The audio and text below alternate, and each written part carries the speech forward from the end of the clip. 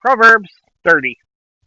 The words of Agur, son of Jacob, the pronouncement, the man's oration to Ithiel and Ukal. I am more stupid than any other person, and I lack a human's ability to understand. I have not gained wisdom, and I have no knowledge of the Holy One. Who has gone up to heaven and come down? Who has gathered the wind in his hand? Who has bound up the waters in a cloak? Who has established all the ends of the earth? What is his name, and what is the name of his son, if you know? Every word of God is pure. He is a shield to those who take refuge in him. Don't add to his words, or he will rebuke you, and you will be proven a liar. Two things I ask of you. Don't deny them to me before I die. Keep falsehood and deceitful words far from me. Give me neither poverty nor wealth. Feed me with the food I need.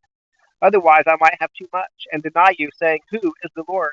Or I might have nothing and steal, profaning the name of my God. Don't slander a servant to his master, or he will curse you, and you will become guilty. There is a generation that curses its father and does not bless its mother. There is a generation that is pure in its own eyes, yet is not washed from its filth.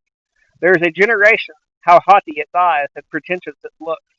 There is a generation whose teeth are swords, whose fangs are knives, devouring the oppressed from the land, and the needy from among mankind.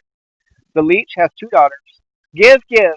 Three things are never satisfied. Four never say enough. Sheol, a childless womb. Earth, which is never satisfied with water. And fire, which never says enough. As for the eye that ridicules a father and despises obedience to a mother, may ravens of the valley pluck it out, and young vultures eat it. Three things are too wondrous for me. Four I can't understand. The way of an eagle in the sky, the way of a snake on a rock, the way of a ship at sea, and the way of a man with a young woman. This is the way of an adulterer. She eats and wipes her mouth and says, I've done nothing wrong. The earth trembles under three things. It cannot bear up under four. A servant when he becomes king, a fool when he is stuffed with food, an unloved woman when she marries, and a servant girl when she ousts her queen. Four things on earth are small, yet they are extremely wise. Ants are not as strong as people, yet they store up their food in the summer. Hyraxes are not a mighty people, yet they make their homes in the cliffs. Locusts have no king, yet all of them march in ranks.